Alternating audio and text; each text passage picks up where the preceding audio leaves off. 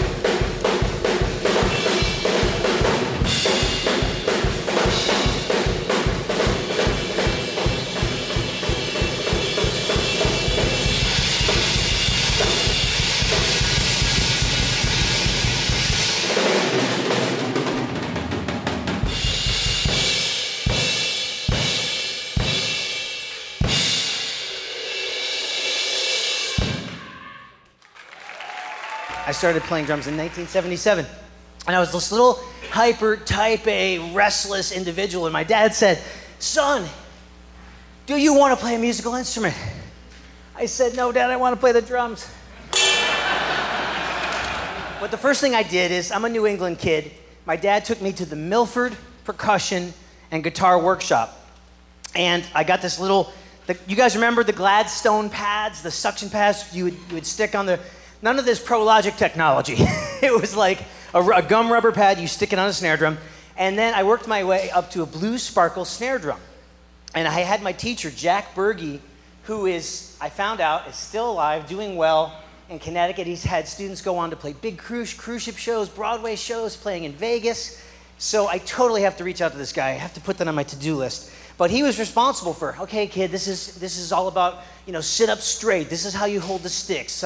Concentrate on your posture. Concentrate on reading. We learned the rudiments. Singles, doubles, roughs, drags, lesson 25, flam taps. And then I added a little kick drum, right? And this little warped cymbal. And I was standing up and I was playing along to Kiss songs, because I wanted to be a rock star. Who doesn't want to be a rock star? And I was working at this diligently. And I wanted to be a rock star by the time I was 22. It didn't happen. But here I am at 42, still in the game, still smiling, still expressing myself the way I'm supposed to express myself. This instrument defines me. I'm allowed to express myself creatively on this instrument. So it's really my calling in life. And so for you young bucks out there, you young kids, if I can ever impart some wisdom to you guys, the most important thing I could say is find your calling. Find your passion as early as possible. And you parents, if your kids show interest in the drums or music, get 2 jobs, do whatever you got to do to get them practicing and get the tools that they need, because you got to get them off the Xbox, you got to get them off the YouTube, you got to get them doing stuff like we did in the 70s. I love my parents so much, and I know that our other 3 clinicians can attest to having supportive parents. And this was a big deal for me, because my parents always had, my dad always had chimes and timpani and xylophone and marimbas in the back of our truck, and he was always moving that stuff and taking me to band rehearsals and stuff. So whenever my parents get to see me play, thank God they got to see me, to have my dream come to fruition. They got to witness it. We're playing arenas, and I see them down at the end of the thrust, and I'm like, love you guys. And then afterwards, I get to run out and throw my sticks to my parents, and I do it every time, because who knows? It might be the last time, right? I mean, this is a crazy business, it's up and down, and I'm getting older, my parents are getting older, but I'm so glad that they got to see their sons' dreams come to fruition. So you parents out there, very, very important. So I'm a product of music education. I studied in the Texas school systems. I started playing when I was in 7th. How old was I? It was 7 years old, and then when I joined the 5th grade band, I was way ahead of the game, right? Because I already knew how to hold the sticks and all that. And so then I went through high school, and every day before school, at lunch, and after school, I was practicing. I put the time in. And then I went and I got an undergraduate degree at the Texas Tech University in percussion, and every semester I played in the pep band, I played in the jazz band, I played in the fusion ensemble, I played in the symphonic band, the marching band, percussion ensemble. I had my own stuff happening outside of school. And then I moved to Dallas, Texas, and I was playing in the cover band scene there. And I was 25, and I was looking out at a sea of just intoxicated faces, smoke so thick you could cut it. And I said, guys, I said to myself, Rich, you got to get out of here, or you're going to be doing this the rest of your life. So it was New York, LA, or Nashville. I got a call, much like Tracy, to do some auditions. And so 3 auditions later, I auditioned for Barbara Mandrell and Dina Carter and Trisha Yearwood. It was always coming down to me and another drummer that lived in Nashville. So I gave my band 2 weeks notice, and I was like, that's it. I had my 1 set of drums, my little black cat, cha-cha, boom. We went to Nashville, and we started crashing parties, shaking hands, going to open mic nights, actively making my dream come true. And it takes a lot of time. When I gave the same speech at a clinic one time, and I said, that it's a scientific study, and it said that you have to put in an average of 12,000 hours of concentrated effort to be a master of anything. So we're talking Bill Gates, that guy, the programmer, or Liberace, an expert. So look at some of this stuff. So my friend went out and got some facts, and he said it takes around 2,700 hours of classwork to obtain an average 4-year college degree, way off from the 12,000 hours.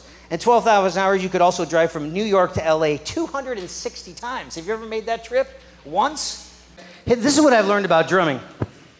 I put those 12,000 hours of work in, and then now that I'm so busy traveling, playing music with people, working on things that are very specific to me making a living, I don't have time to practice. But you know what I do? I sing. I sing drum grooves all day long.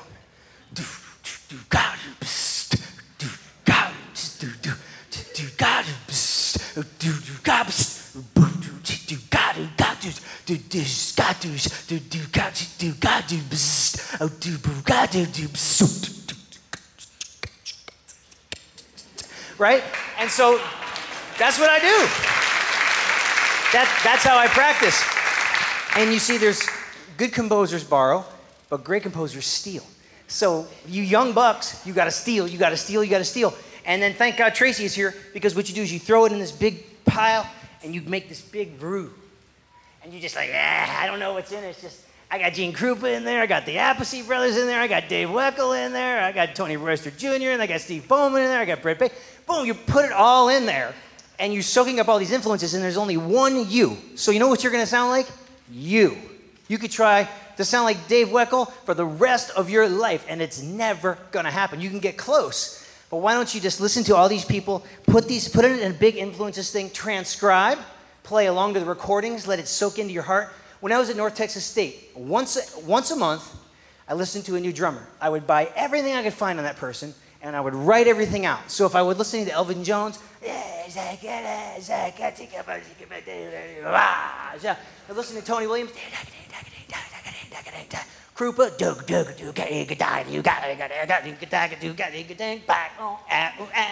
you know, rock drummers, right? So if you want to be a great rock drummer, you got to listen to the bands. You got to listen to the Beatles. You got to listen to the Stones. You got to listen to the Who. You got to listen to the Led Zeppelin. You got to listen to all the bands, right? Okay, as you can see here, this is another woodshed product that I'm going to be doing at all my events. Thank you so much, the guys, Dominic. What are these? These are 5 things, 5 global concepts. Doesn't matter if you're a doctor, lawyer, soccer mom. I love soccer moms. Janitor, drummer, even a bass player can learn these concepts. And this is what you do. This is what you can do. You can use these concepts to attract success to your life. Everybody wants to be successful, wants to keep growing, and wants to have prosperity and wealth and be happy. So these are the things that I've used along my way. Commitment. You guys are showing massive commitment today because you're in those seats. Thank you guys. All 280 of you guys came out today to learn something, to share and revel in this drum community. By the way, the only instrument where people do this, right? You're not going to see bass players going, I like how you slap at the bass. Oh, this is I play the bass. So do you? I mean, they don't get together. They don't do this. I'm sorry, I'm just harping on bass players today, but drummers, we have this community. It's fantastic. So commitment. And also, when I play this instrument, you want to, if you're singer-songwriters out there, you want to have a drummer that plays in a committed way with utter conviction and passion. You know, Tracy and I, we talked about auditioning in Nashville, you know, and he may have gotten more gigs from auditions than I have. I've only gotten 1 gig from an audition. This gal named Pam Tillis. It was my first marquee gig. And you guys know what a cattle call is? It's like where all these drummers come, must gig. And there's 50 drummers and they have to go and play the same stuff. And how do you remember what these guys sound like, right? They have to videotape them and record them. And so the reason I got the gig is because the guy that was leading the gig was like, you can have the cattle call, but just hire Redmond. You know, kind of, just hire Redmond. He's the guy. Right? So I love that. So I still had to prove myself. But he said, look, the guy's going to show up on time. He's flexible. He's going to learn all the material. He could ride the bus. He's an easy hang, So what I've learned in the business is that you are expected to play at a high level. But 99% of it is going to come down to your flexibility, your attitude, your interpersonal relationships, how you interact with people. I call it the 3 Ps. Your playing, your personality, and your people skills. Also being flexible. My band director told my dad, he said, your son might do good in this business because he's flexible. You know, if I'm on a recording session and the client says, play 18th notes on the hi-hat. And I go, yes. And I smile and I play 16th notes. You play 16th notes on the hi-hat and with a smile and they go, oh, I love those 18th notes. And boom, there's your check. And I'm not proud, guys. I mean, like I said, I've played bat mitzvahs, bar mitzvahs, pool parties, divorce parties, corporate bands. I've played in nerd bands where I have a little propeller on my head and I'm playing rototoms, and I've kicked jokes for magicians and jugglers. And the first thing I did when I moved to Nashville was I looked up everybody that had anything to do with the music business in the yellow pages. Well, I'm skipping around here, but talk about hunger. You know what I mean? I was literally, when I moved to Nashville, I was hungry. We're talking ramen noodles, balance bars, right? All charged up. I was literally hungry, and I was hungry for success. So I did whatever I had to do. And I looked up the union book. You know the musicians' union? A to Z. I called every musician in there. And you know what I got a lot? Hey, kid, good luck. Oh, that's good. That's nice. Good luck. Good luck. Good luck. And you know what? I just said, you know what? You have to almost in the arts. Anybody that wants to be an actor, a dancer, a poet, a screenwriter, a professional musician, you have to have thick skin. You have to fall in love with rejection because there's going to be doors slammed in your face. There's going to be roadblocks coming at you every single day. Isn't this uplifting? Now, so you have to really know that in your heart of hearts, this is something that you want to do. And it's like this. This is the music business is a roller coaster, and I wouldn't trade it for anything. So one more concept, attitude. I'm skipping around today because we're down to 10 minutes, guys. But attitude is very important. Matter of fact, I have a friend, a great friend. He plays for Pink. He's a wonderful drummer. He's a philosopher like myself, and he says, make sure you tell the kids about the ABCs of life. And the ABCs of life are this. Your attitude affects your behavior, and your behavior determines the consequences of your life. This is heavy stuff.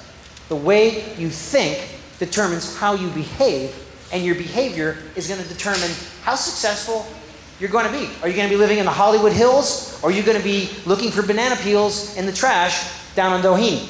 You know? So the hills or the gutter. And it's all about what you think and how you act and how you cultivate and navigate your life, right? And what I do is my stock and trade is not in a Swiss bank account. I don't have money in a bank account. I have stock and trade in people. A to Z, everybody in my phone it's a real relationship. And in these days of clickety-clack, you know, it's like, oh, I'll Facebook you, I'll tweet you. You know, it takes a real effort to take that relationship out of cyberspace and actually make it real and cultivate a relationship. It takes time, just like a marriage or a boyfriend or a girlfriend. So that's very important, to take it out of the cyberspace and say, let's meet for coffee. Let's talk about those parallels. Let's talk about what you want to accomplish as a singer-songwriter. Let's talk about what you want to do on your next record, you know. It's very important to make it real, okay? And another thing I've learned over the years is that people, the average person, they hear their eyes. So if I have to dance around a little bit on the drums or do some of this stuff,